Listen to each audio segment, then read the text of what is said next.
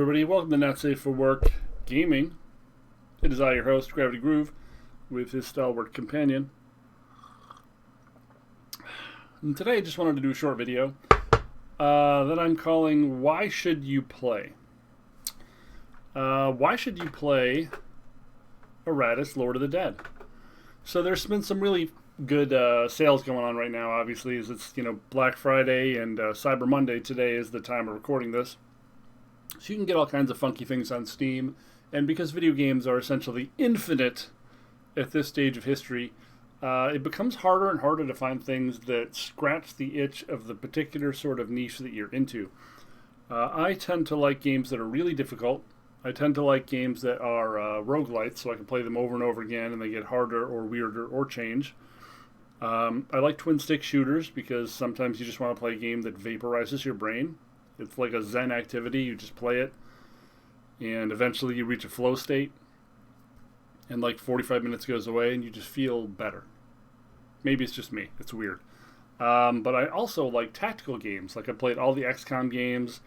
I've even played some of them on hardcore, which is stupid. Don't do that.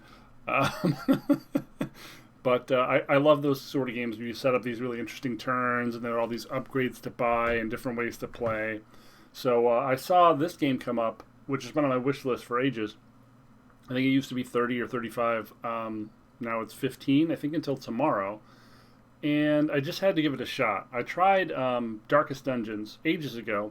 And for those familiar with Darkest Dungeons, it's sort of a procedural dungeon crawling thing where you build a party of 4 out of a really large potential amount of classes. And you try to get through these dungeons and survive. And it is renowned for being insanely hard and really, really punishing. When you lose characters, it can really, really put you back a lot in terms of progress. And the disease system just makes me want to fucking kick a puppy into space.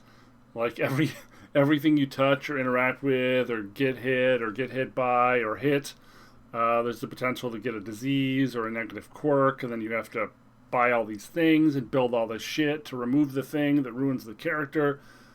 And the boss fights can be pretty unfair. It had a lot of like cool ideas, but it didn't do the thing the way I wanted it to do the thing. And I feel like this game, the Lord of the Dead, really, really does the thing.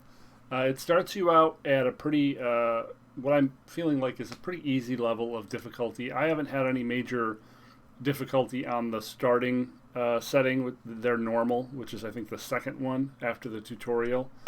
It's all felt pretty manageable. I've only gone through 2 floors, but there does seem to be a lot of room to build different monsters and equip them in different ways. The skill system changes things up quite a bit, and so far I've just really steadily enjoyed it. I bought it like 2 days ago and I've already put 9 hours into it, which is a lot for the amount of spare time I have.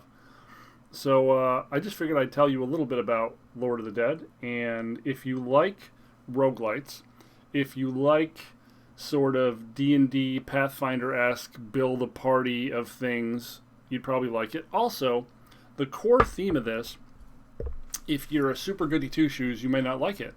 You're a necromancer, you're the bad guy, and you've been brought back after a long second 100,000th death, and you're trying to destroy the world. And it's your job to build an army of monsters, skeletons, banshees, archers, necromancers, liches, lost souls, wraiths, every weird Lovecraftian Lord of the Rings thing you can think of, and use it to kill parties of adventurers as you're building your army of corpses and body parts so that you can make more creatures and kill more people, and so on and so forth.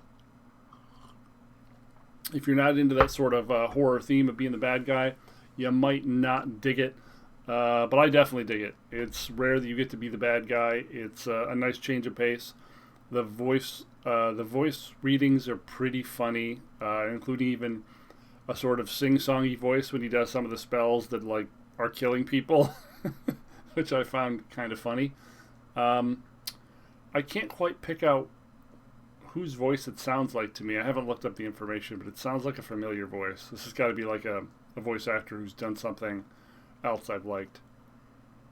But yeah, so far, the game looks really fun, and I'm really easily going to be able to blow 30 hours in it. I'm pretty confident that it's going to be a fun one that's going to get some replay value, as I definitely like going through games like this once I understand the systems of them and trying to beat them on the, oh god, why would you do this difficulty? Just, because that's the kind of person I am. You know, on this show, like, I get shit on a lot by random luck. So I gotta have a pretty strong stomach to handle it. So I like to play games on fuck you mode, where the game basically hates you and wants you to suffer and die. And that builds up my tolerance over the long term for these strategy games where I just manage to draw bad and die so often. So that's why I think you should check out Iratus, or Iratus. Iratus. Iratus? Lord of the Dead. I think it's pretty cool. I think it's worth your time. And if you see this and you can get it today, get it today. It's definitely worth checking out. My name's Gravity Groove. This has been a nice, quick little thing we're going to probably do a couple of on games we're excited about. And I'm not sure what I'm going to call it yet. But for now, it's why you should play. Thanks so much for hanging out. Boom.